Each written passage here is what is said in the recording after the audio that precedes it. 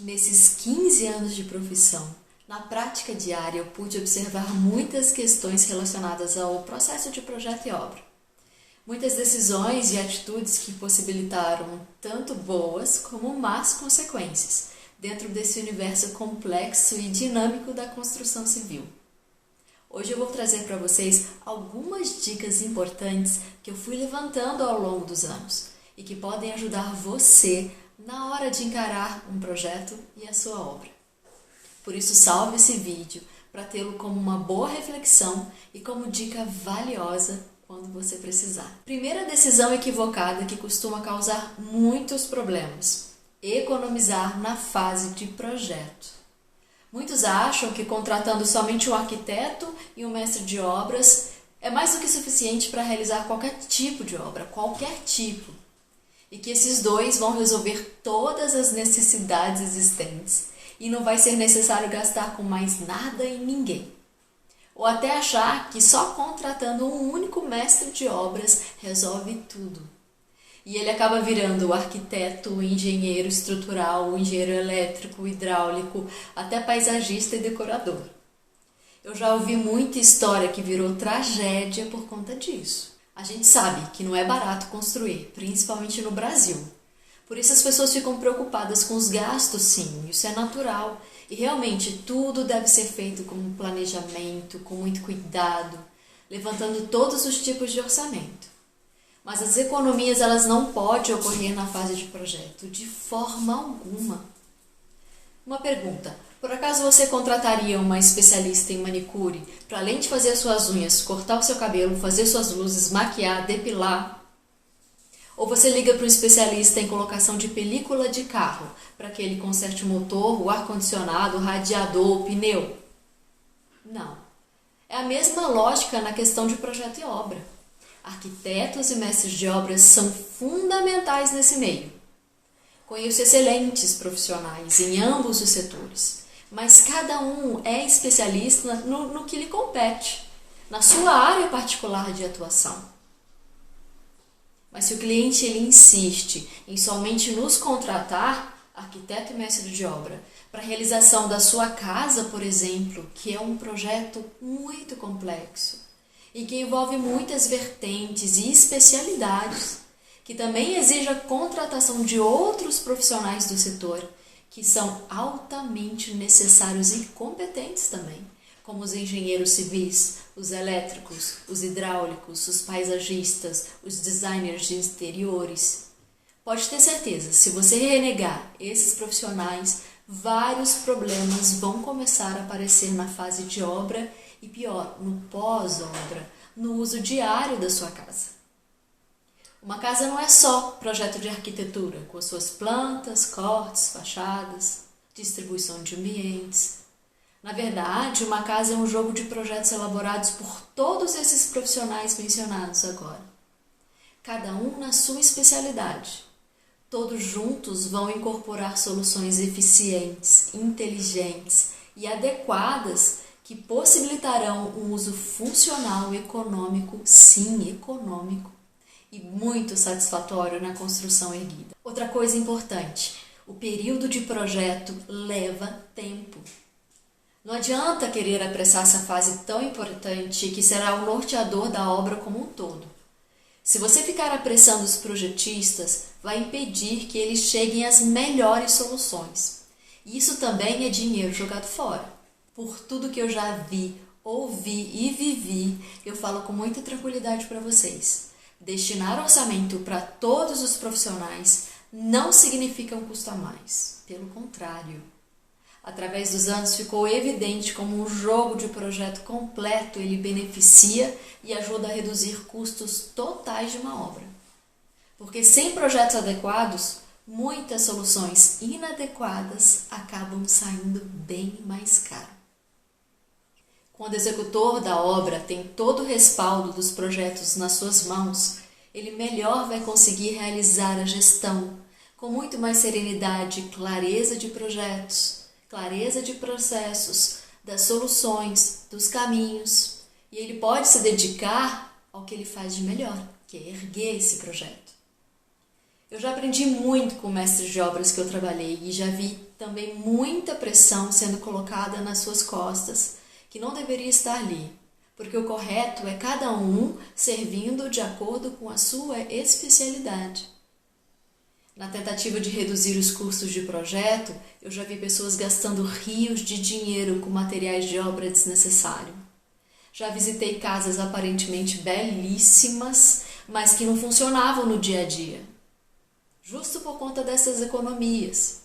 É uma torneira, um chuveiro, uma ducha que não tem pressão adequada.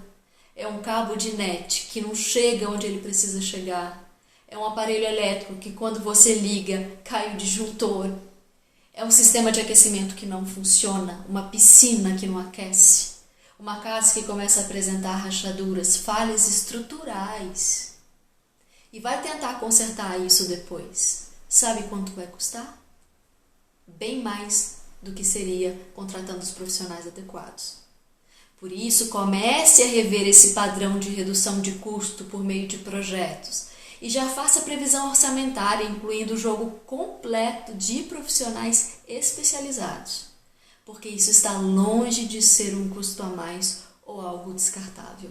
Outro alerta importante: fique atento na hora de contratar, porque um profissional responsável, ele sabe quais são as suas competências e os seus limites. Por isso, fuja daqueles que se dizem faz tudo. Esses geralmente causam muitos transtornos nos processos da obra. Também exija que todos os projetistas contratados acompanhem a obra para verificar se os projetos estão sendo executados corretamente. Afinal, é responsabilidade de cada um deles, certo? E esse trabalho não cabe ao cliente. Ele não entende disso, não é sua competência e isso pode lhe causar muita angústia e estresse. Outra coisa é se ficar atento. Muitas vezes, eu já vi executores de obra ignorando os projetos e dando soluções por sua própria conta e risco, ou também menosprezando os projetos que recebeu, sem ao menos abri-los. E pior, sem o cliente saber disso. Infelizmente, esse comportamento nada profissional, ele impacta diretamente no custo, no andamento e na qualidade da obra. Então, exija sim que o executor siga os projetos. Eles foram feitos para serem usados e eles vão impactar diretamente na qualidade da sua obra. Mais uma dica super importante: obra precisa de cronograma. Começar uma obra com um belo cronograma semanal das atividades a serem realizadas por si só já elimina muitos problemas. Para o executor da obra é ótimo. Por quê? Porque ele consegue organizar melhor as etapas, as equipes, consegue criar um sistema eficaz de trabalho, consegue perceber quando a obra começa a apresentar certos sintomas de lentidão, de má gestão, além de ajudá-lo na gestão financeira do repasse dos pagamentos semanais à sua própria equipe. Já em relação ao cliente, o cronograma ele é perfeito para que ele consiga acompanhar o andamento da obra com mais clareza. Também para que ele consiga pagar por etapas realizadas.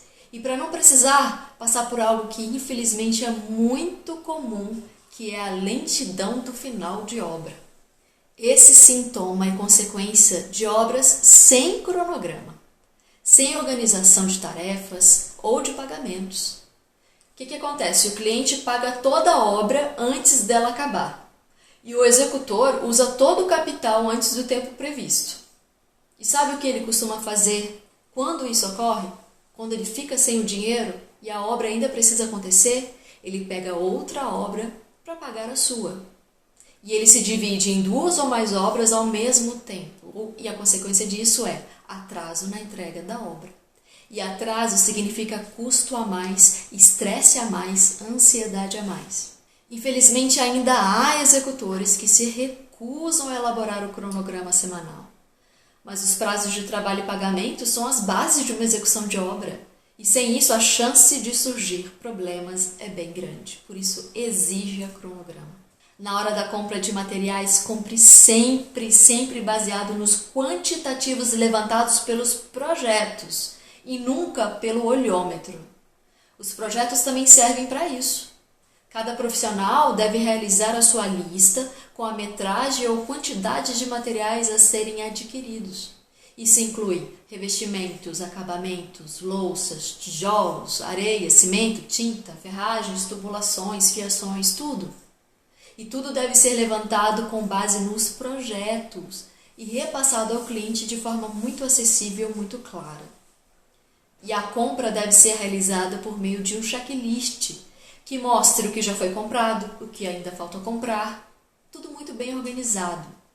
Nada de comprar coisas no chute para evitar milhares de indas e vindas às lojas, fretes desnecessários, desperdício de material ou compra a mais. E para encerrar as dicas, eu trago algo igualmente importante. Garanta em contrato que a obra esteja sempre limpa e organizada. Obra não é campo de guerra, não é latrina a céu aberto, não é depósito de lixo ou entulho. Muitas vezes, quando é reforma, o cliente habita o local. Um mínimo de respeito, limpeza e segurança e saneamento devem existir. Muitas vezes eu já presenciei situações que poderiam não ocorrer por conta de organização de canteiro. É peça que some, cliente que acha que roubaram a peça, mestre de obra que diz que o cliente não comprou, ele vai lá e compra novamente. Isso porque fica tudo jogado, espalhado e perdido pelos espaços. Gente, tudo deve estar organizado, materiais a serem usados muito bem estocados, entulho sendo devidamente escoado, ambientes limpos ao final do dia, sem perigo de pregos, farpas, superfícies afiadas, obstáculos no caminho. Obra não é trincheira.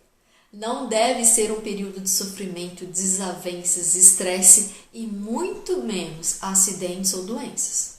Todas essas histórias que escutamos sobre experiências traumáticas em obra podem ser evitadas desde o início.